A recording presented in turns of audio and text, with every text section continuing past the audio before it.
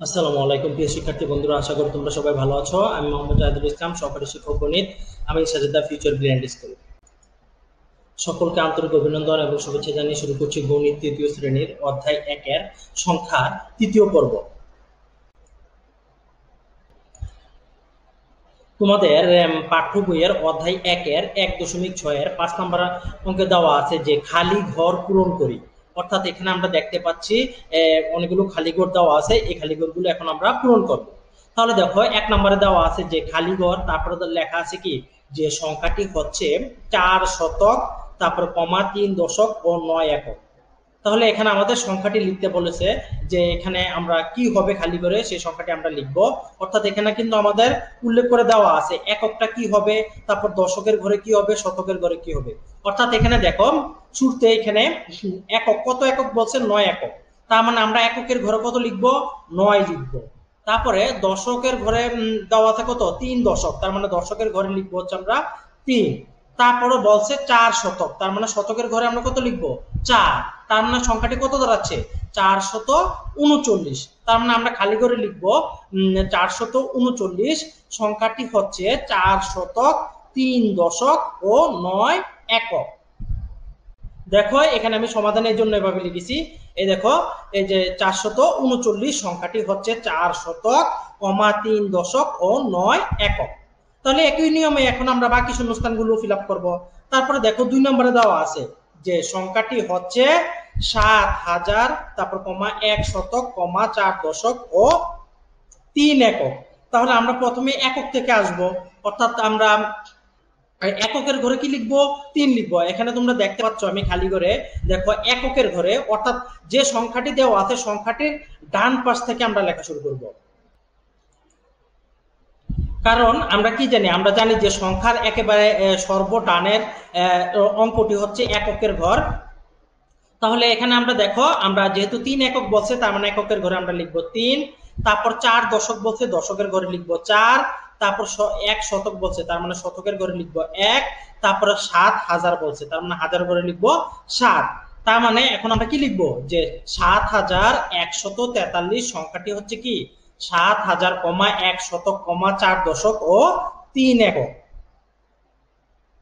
তারপরে দেখো 3 নম্বরে দেওয়া আছে খালি ঘর, এরপরে দেওয়া আছে কি যে সংখ্যাটি হচ্ছে 8000 ও 2 দশক। তাহলে এখন এখানে আমরা কি দেখতে পাচ্ছি, হাজার এবং দশক দেওয়া আছে কিন্তু একক এবং শতক কিন্তু দেওয়া নেই। তাহলে যেগুলো দেওয়া নেই সেগুলো আমরা কি করব, এগুলো আমরা শূন্য দ্বারা ফিল আপ করবো। তাহলে দেখো এখানে যেহেতু এককের ঘরে কিছু দেওয়া নেই, তাহলে আমরা এককের ঘরে শূন্য দ্বারা ফিল আপ করলাম। তারপর কি দেওয়া আছে, 2 দশক, তার মানে দশকের ঘরে আমরা 2 লিখলাম। তারপর শতক দেওয়া নেই, তার মানে শতকের ঘরে আমরা শূন্য লিখলাম। এবং তারপর 8000, তাহলে আমরা হাজারের ঘরে কত লিখলাম, 8 লিখলাম। তার মানে 8020 সংখ্যাটি হচ্ছে কি 8000 ও 2 দশক। তারপরে দেখো 4 নম্বরে দেওয়া আছে যে খালি ঘর সংখ্যাটি হচ্ছে কি 5000 ও 6 একক। এখানেও আমরা দেখতে পাচ্ছি শতক এবং কি দশক এবং শতকের ঘর দেওয়া নেই। তার মানে এগুলো আমরা কি করব, যেহেতু দেওয়া নেই তার মানে এগুলো আমরা শূন্য দ্বারা ফিল আপ করবো। তার মানে এখন আমরা দেখো কত দেওয়া আছে যে 6 একক, তার মানে এককের ঘরে লিখবো 6। তারপর দশক দেওয়া নেই, শূন্য দ্বারা ফিল আপ করবো। শতক দেওয়া নেই, শূন্য দ্বারা ফিল আপ করবো। এবং তারপরে দেওয়া আছে 5000, তার মানে হাজার ঘরে লিখবো হচ্ছে 5। তার মানে কি পাচ্ছি আমরা 5006 সংখ্যাটি হচ্ছে 5000 ও 6 একক। তারপরে দেখো 5 নম্বরে দেওয়া আছে 3275 সংখ্যাটি হচ্ছে, অর্থাৎ এবার কিন্তু সংখ্যাটি অলরেডি দেওয়া আছে দিয়ে এরপরে খালি ঘর দেওয়া আছে অনেকগুলো, অর্থাৎ কত হাজার, কত শতক, কত দশক এবং কত একক সেটা আমাদের খালি ঘরে বসাতে বলা হয়েছে। তাহলে এখন আমরা সংখ্যাটি থেকে বসিয়ে দিব। তাহলে এখানে সংখ্যাটিতে যদি লক্ষ্য করি আমরা 3275 সংখ্যাটিতে সর্বডানের ঘরটি হচ্ছে কি এককের ঘর। তার মানে এটা হচ্ছে 5, এ 5 লিখবো হচ্ছে আমরা এককের ঘরে। তারপর 7 হচ্ছে দশক, তাহলে দশকের ঘরে লিখবো 7। তারপরে 2 হচ্ছে শতক, শতকের ঘরে লিখবো 2। এবং 3 হচ্ছে হাজারের ঘরে, এই জন্য আমরা হাজার ঘরে লিখবো 3। তাহলে তোমরা দেখতে পাচ্ছ আমরা এখানে এইভাবে ঘরগুলো ফিল আপ করেছি অঙ্কগুলো বসিয়ে। তারপর দেখো 6 নম্বরে দেওয়া আছে 4009 সংখ্যাটি হচ্ছে, এখানে তোমরা দেখতে পাচ্ছ হাজারের ঘরে কত আছে 4, এই জন্য হাজারের ঘরে 4 লিখেছি।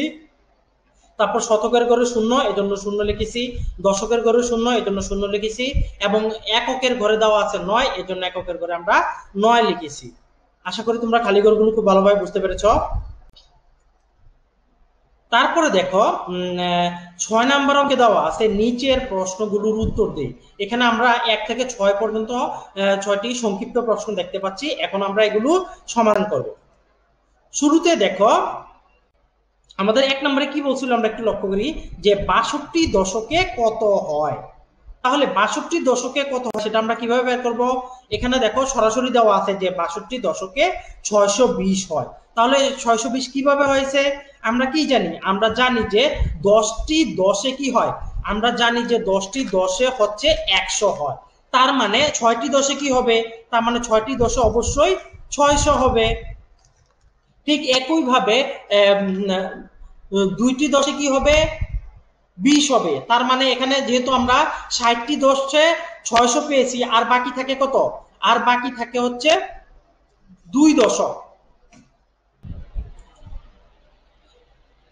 অর্থাৎ এখানে 60টি দশকে 600 এবং বাকি থাকে কত? 2 দশক। তাহলে 2টি দশক কত হয়? আমরা জানি 20 হয়। তার মানে 600 এবং যদি 20 যোগ করি তাহলে কত হয়?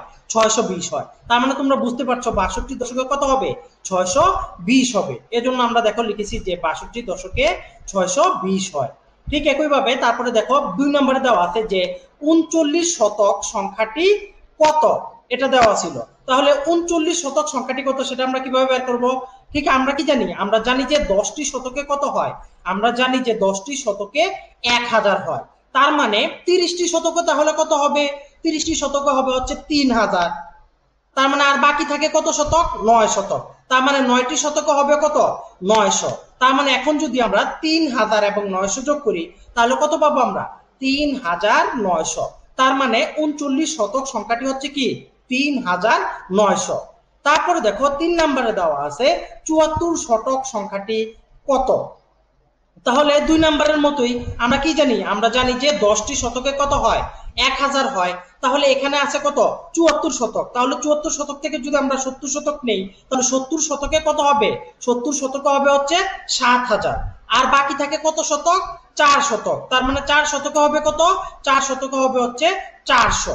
তার মানে 7000-এর সাথে আমরা 400 যোগ করলে কত হয়? সংখ্যাটি হয় হচ্ছে 7400। তার মানে আমরা লিখবো যে 74 শতক সংখ্যাটি হচ্ছে কি? 7400। তারপরে দেখো 4 নম্বরে দেওয়া আছে যে 420 এ 42 কতটি দশক আছে। অর্থাৎ এখানে আমরা যেহেতু সমাধান করছি, এখানে সমাধান লেখা আছে, এজন্য উত্তরগুলো এভাবে সরাসরি দেওয়া আছে। কিন্তু আমাদের প্রশ্নে কি দেওয়া ছিল? আমাদের প্রশ্নের দিকে একটু লক্ষ্য করি। দেখো এখানে 4 নম্বরে কি দেওয়া আছে যে 420-এ কয়টি দশক আছে। তারপরে 5 নম্বরে দেওয়া আছে 2600-এ কয়টি শতক আছে। 6 নম্বরে দেওয়া আছে 9100-এ কয়টি শতক আছে। অর্থাৎ এখন আমরা এগুলো সমাধান করব। তাহলে দেখো 4 নম্বর এখানে আমরা সরাসরি লিখেছি যে 420-এ 42টি দশক আছে। এটা আমরা কিভাবে বের করেছি? আমরা বের করেছি হচ্ছে, আমরা কি জানি? আমরা জানি যে 400-এ, অর্থাৎ এখানে যেহেতু 420 আছে, 420-এর মধ্যে 400-এ আমরা কয়টি দশক পাবো? আমরা পাবো হচ্ছে 40টি দশক। তার মানে 400 থেকে আমরা পেলাম হচ্ছে 40টি দশক। আর বাকি থাকে কয়টি? আর বাকি থাকে 20। তার মানে 20-এ আমরা দশক পাবো কয়টি? 2টি। তার মানে 40-এর সাথে যদি আমরা 2 যোগ করি তার মানে আমরা কয়টি দশক পাচ্ছি? 42টি দশক। তার মানে আমরা লিখবো যে 420-এ 42টি দশক আছে। এখানে দেখো একটু সরাসরি দেওয়া আছে, আমি তোমাদের যেভাবে বলেছি তোমরা সেভাবে এভাবে রাফ করে এভাবে বের করে করতে পারো। তারপরে দেখো 5 নম্বরে দেওয়া আছে 2600-এ কয়টি শতক আছে। তাহলে এখন আমরা কি জানি? আমরা জানি যে 1000-এ কতটি আছে? আমরা জানি 1000 হচ্ছে 10টি শতক। তাহলে এখানে 2600 আছে। তাহলে 2600-এর মধ্যে যদি আমরা 2000 নিয়ে কাজ করি তাহলে 2000-এ কয়টি শতক আছে? তাহলে 1000-এ যদি 10টি শতক হয় তার মানে 2000-এ হবে হচ্ছে কি? 20টি শতক। তার মানে এখানে আমরা 20টি শতক পেলাম। আর বাকি থাকে কত? 600। তার মানে 600-এ আমরা কয়টি শতক পাবো? 6টি শতক। তার মানে এখন আমরা যদি 20টি শতক এবং 6টি শতক যোগ করি তাহলে কত পাবো? আমরা পাবো হচ্ছে 26টি শতক। তার মানে আমরা বলতে পারি 2600-এ 26টি শতক আছে।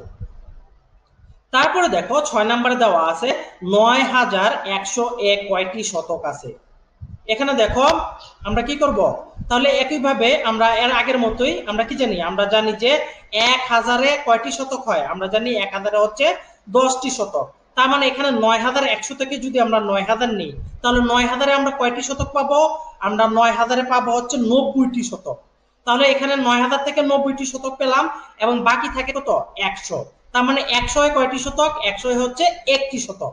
তার মানে ৯০টি শতক এবং একটি শতক যদি আমরা একত্রে যোগ করি তাহলে পাবো কত, ৯১টি শতক। তার মানে আমরা লিখবো যে ৯,১০০-এ ৯১টি শতক আছে। আশা করি তোমরা অঙ্কগুলো খুব ভালোভাবে বুঝতে পেরেছো। আজ তাহলে এ পর্যন্ত বন্ধুরা, পরবর্তী ভিডিও দেখার আমন্ত্রণ জানিয়ে আজকের মতো এখানে বিদায় নিচ্ছি।